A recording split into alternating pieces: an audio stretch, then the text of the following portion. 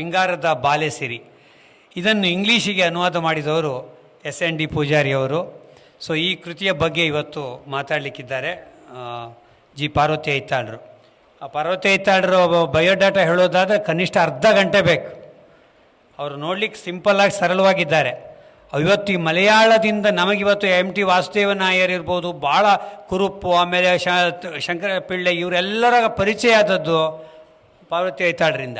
ಎಷ್ಟು ಕಾದಂಬರಿ ಅನುವಾದ ಮಾಡಿದ್ದಾರೆ, ಎಷ್ಟು ಕಥೆಗಳದು. ಆ ಹೆಣ್ಣು ಮಕ್ಕಳ ಕಥೆ ಅಂತೂ ನಾನು ಭಾಳ ಇಷ್ಟಪಟ್ಟಂಥದ್ದು ಅವರು ಅನುವಾದ ಮಾಡಿದ್ದಾರೆ. ಹಾಗೆ ಕನ್ನಡದ ಅನೇಕ ಜನ, ಉದಾಹರಣೆ KV ತಿರುಮಲೇಶ್ವರ ಕವನಗಳನ್ನು ಅವರು ಮಲಯಾಳಮಿಗೆ ಮಾಡಿದ್ದಾರೆ.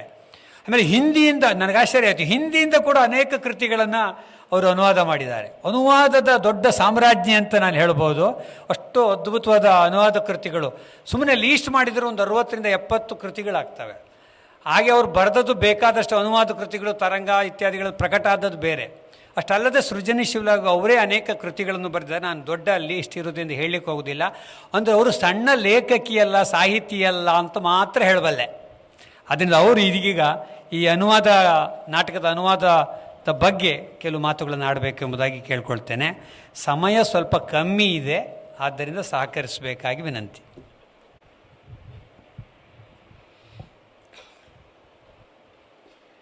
ಮಾಂತರಿಗಳ ನಮಸ್ಕಾರ.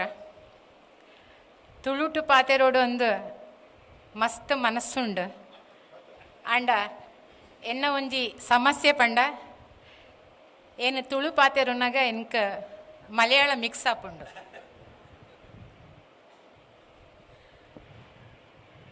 ಎನ್ನ ಅಪ್ಪೆ ಭಾಷೆ ಕನ್ನಡ, ತುಳುಲ ಹತ್ತು ಮಲಯಾಳಲ ಹತ್ತು. ಯಾನು ಪುಟ್ಟದು ಬೆಳೆಯಿನ ಒಂಜಿ ಹಳ್ಳಿ ಧರ್ಮತ್ತಡ್ಕ ಪಂಡದು, ಕಾಸರಗೋಡು ಜಿಲ್ಲೆ ಡುಪ್ಪುನ. ಅಲ್ಪ ಪರಿಸರೋಡು ತುಳು ಭಾಷೆ ಇತ್ತಂಡ, ತುಳು ಭಾಷೆ ಪಾತೆರನಾಕ್ಲಿತ್ತೇರು ಅಂಚ ತುಳು ಕಲಿತೆ. ಬೊಕ್ಕ BA ಕಲ್ಪಿಯಾರ ಕಾಸರಗೋಡು ಕಾಲೇಜಿಗೆ ಪೋಯಿ ಬುಕ್ಕ ಅಲ್ಪ ಮಲಯಾಳ ಕಲ್ಪಡಾಯಿ ಬತ್ತಂಡ. ಮಲಯಾಳ ಕಲ್ತದ್ದು ಪಿರ ಹಳ್ಳಿಗೆ ಬರ್ತದ, ಊರಿಗೆ ಬರ್ತದ. ತುಳು ಪಾತೆರೋನಾಗ ಎಂಕ ಮಲಯಾಳ ಮಿಕ್ಸ್ ಆಗ್ಯಾರ ಶುರು ಅಂಡ ಮಾಂತೆರಲ್ಲ ತೆಲಿ ತೊಂದಿತ್ತೇರು. ಎಂಕ MA ಮುಗಿತ್ತು, ಕುಡ್ಲಾಡ್ ಕೆಲಸ ತಿಕ್ಕಿಬುಕ್ಕೋ ಅಲ್ಪದ ತುಳು ಮಸ್ತ್ ವ್ಯತ್ಯಾಸ ಉಂಡಂದು ಎಂಕ ತೋಜುಂಡು. ಒಂಜಿ ಸ್ಟೈಲ್ದ ತುಳು ಕುಡ್ಲಾಡ್ ಉಡುಪಿಡ್ ನಿಕ್ಲು ಮಾತ ಪಾತೆರನ ತುಳು. ನಾವು ಹಳ್ಳಿತ ತುಳು ಅಂದು ಪಣಪನ ಒಂಜಿ ಇನ್ಫೀರಿಯಾರಿಟಿ ಫೀಲಿಂಗ್ ಬರಿಯಾರ ಶುರು ಆಂಡು. ಎನ್ನ ತುಳು ಕೇಣದು ಎನ್ನ ಫ್ರೆಂಡ್ಸ್ ತೆಲಿಪಿಯಾರ ಶುರು ಮಾಡ್ತೇರೆ. ಅಂಚ ಯಾನ ತುಳು ಪಾತೆರನ ಉಂತಾಯೆ ಬೋಡ್ಚಿ ಅಂದನ್. ಇನಿ ಇತ್ತೆ ರಿಲೀಸ್ ಆಪುನ ಬುಕ್ ಇಂಗ್ಲೀಷ್ ಟುಂಡು ಟ್ರಾನ್ಸ್ಲೇಷನ್. ಐತ ಬಗ್ಗೆ ಯಾನ ತುಳುಟು ಪಾತೆರನ ಧೈರ್ಯ ಎಂಕಿಜ್ಜಿ, ವೇದಿಕೆಡ್ ತುಳು ಪಾತೆರನ ಧೈರ್ಯ ಎಂಕ್ ಇಜ್ಜಿ ಟೆನ್ಷನ್ ಆಪುಂಡು. ಅಂಚಾದ ಯಾನ ಪುಸ್ತಕದ ಬಗ್ಗೆ ಇಂಗ್ಲೀಷ್ಟೋ ಕನ್ನಡಟೋ ಪಾತಿರುವೆ ಮಾಪು ಮಲ್ಪಲೆ. The book which is going to be released now, it is in English, translation from Tulu, Pingarada Bale Siri.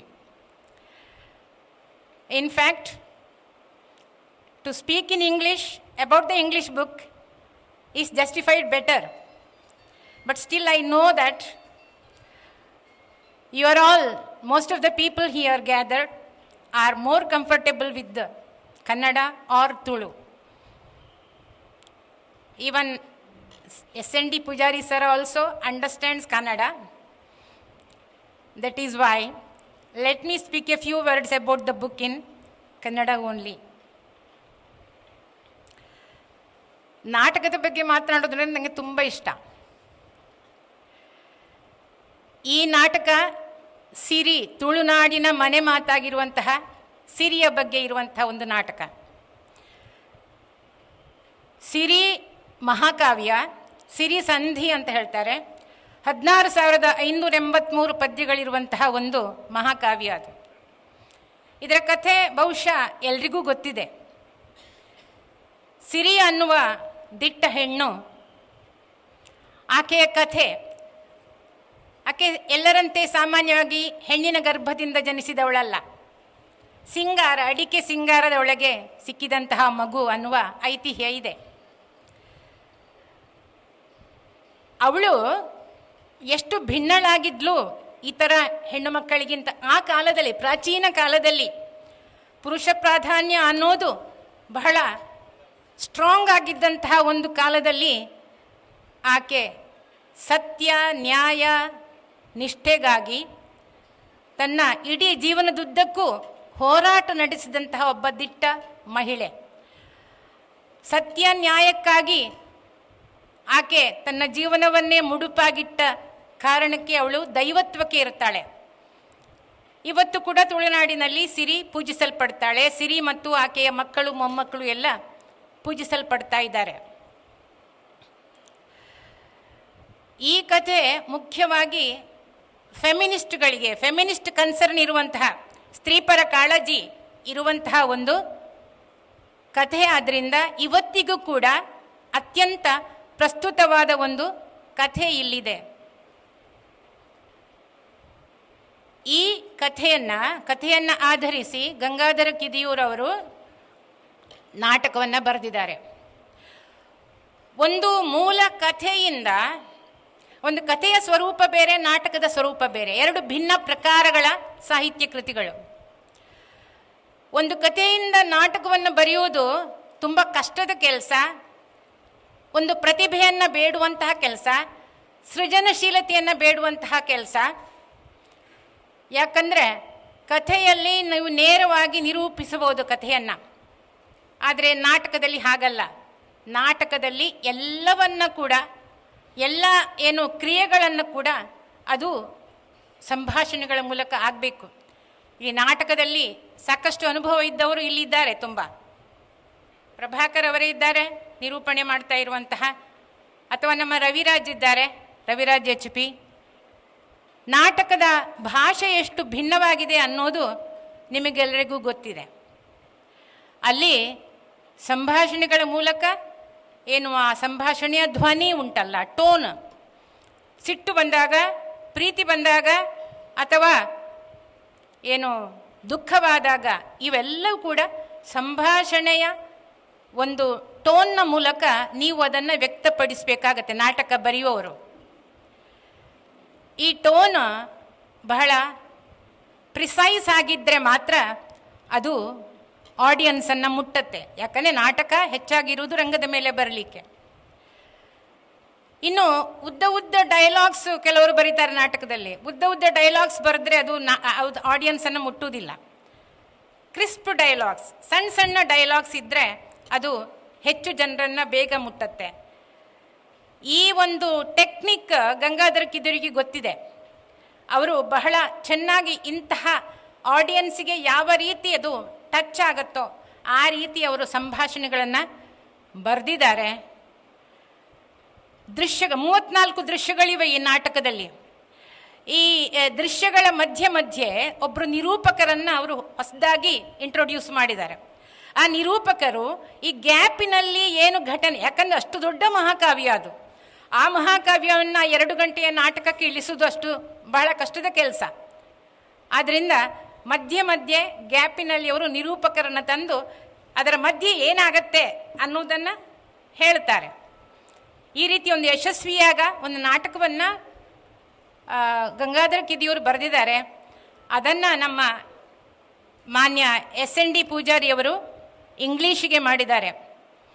ಇಂಗ್ಲೀಷಿಗೆ ಅನುವಾದ ಮಾಡುವುದರಲ್ಲಿ SND ಪೂಜಾರಿಯವರದ್ದು ಎತ್ತಿದ ಕೈ. ಒಂದು ಅನುವಾದ ಅಂದಾಗ ಮುಖ್ಯವಾಗಿ ನಮ್ಮದಲ್ಲದ ಒಂದು ಭಾಷೆಗೆ ಅನುವಾದ ಮಾಡುವಾಗ, ಈಗ ಇಂಗ್ಲೀಷಿನಿಂದ ಕನ್ನಡಕ್ಕೆ ಮಾಡುವಾಗ ಕನ್ನಡ ನಮ್ಮ ಭಾಷೆ, ಅದರಲ್ಲಿ ಹೆಚ್ಚು ಸರಾಗವಾಗಿ ಬರೀಲಿಕ್ಕೆ ನಮಗೆ ಬರುತ್ತೆ. ಅಂದರೆ ಟಾರ್ಗೆಟ್ ಲ್ಯಾಂಗ್ವೇಜ್ ಕನ್ನಡ ಆದಾಗ ನಮಗೆ ಬರೀಲಿಕ್ಕೆ ಸುಲಭ ಆಗತ್ತೆ, ಅನುವಾದ ಮಾಡಲಿಕ್ಕೆ. ಆದರೆ ಟಾರ್ಗೆಟ್ ಲ್ಯಾಂಗ್ವೇಜ್ ನಮ್ಮದಲ್ಲದ ಒಂದು ಭಾಷೆ ಆದಾಗ ಇಂಗ್ಲೀಷ್ ನಮ್ಮದಲ್ಲದ ಭಾಷೆ, ಅದು ತುಂಬ ಶ್ರಮವನ್ನು ಬೇಡುವಂತಹ, ಪ್ರತಿಭೆಯನ್ನು ಬೇಡುವಂತಹ ಒಂದು ಕೆಲಸ. ಯಾಕಂದರೆ ಇಂಗ್ಲೀಷ್ನಲ್ಲಿರುವಂಥ ಪ್ರತಿಯೊಂದು ಭಾಷೆಗೂ ಒಂದು ಸಂಸ್ಕೃತಿ ಅನ್ನೋದು ಇರುತ್ತಲ್ಲ. ಇಂಗ್ಲೀಷಿನ ಸಂಸ್ಕೃತಿಯೇ ಬೇರೆ, ತುಳುವಿನ ಸಂಸ್ಕೃತಿಯೇ ಬೇರೆ. ಅದು ತುಳು ಇಲ್ಲಿ ಜಾನಪದ ವಿಚಾರಗಳೇ ಹೆಚ್ಚಿವೆ. ಇದು ಪ್ರಾಚೀನ ಜಾನಪದ ಕಾವ್ಯ. ಜಾನಪದ ವಿಚಾರಗಳು ಅಲ್ಲಿ ಆಚಾರ ವಿಚಾರಗಳಿರ್ಬೋದು, ಸಂಪ್ರದಾಯ ಪದ್ಧತಿಗಳಿರ್ಬೋದು, ಅಥವಾ ಹಬ್ಬ ಹರಿದಿನಗಳಿರ್ಬೋದು, ನುಡಿಗಟ್ಟು ಗಾದೆ ಮಾತುಗಳಿರ್ಬೋದು, ಇವೆಲ್ಲ ಕೂಡ ಅಚ್ಚ ತುಳುವಿನ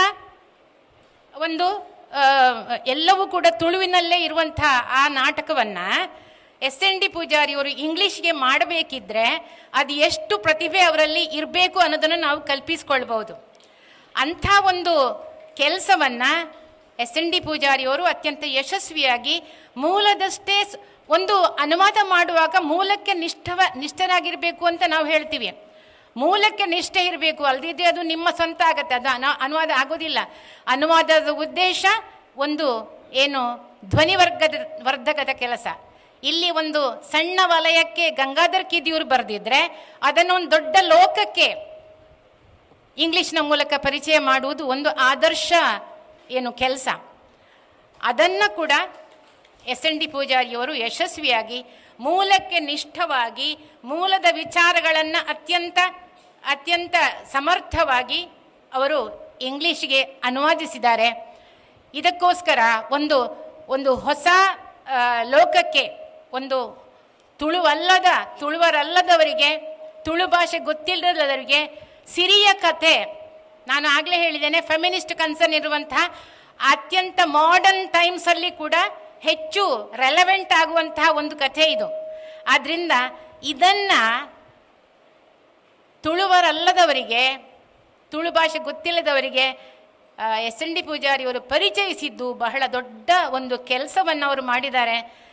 ಆದ್ದರಿಂದ SND ಪೂಜಾರಿಯವರಿಗೂ ಮತ್ತು ಅದರ ಮೂಲ ಕರ್ತೃವಾದ ಅತ್ಯಂತ ಚಂದಕ್ಕೆ ನಾಟಕ ಬರೆದಂತಹ ಗಂಗಾಧರ್ ಕಿದಿಯೂರು ಅವರಿಗೂ ಇಬ್ಬರಿಗೂ ಕೂಡ ನನ್ನ ಅಭಿನಂದನೆಗಳನ್ನು ಹೇಳ್ತಾ, ಶುಭಾಶಯಗಳನ್ನು ಹೇಳ್ತಾ, ಈ ನಾಟಕ ಮುಂದೆ ರಂಗದ ಮೇಲೂ ಯಶಸ್ವಿಯಾಗಲಿ ಅಂತ, ಇಂಗ್ಲೀಷ್ ನಾಟಕ ಯಶಸ್ವಿಯಾಗಲಿ ಅಂತ ಹೇಳ್ತಾ ನನ್ನ ಮಾತುಗಳನ್ನು ಮುಗಿಸ್ತೇನೆ. ನಮಸ್ಕಾರ.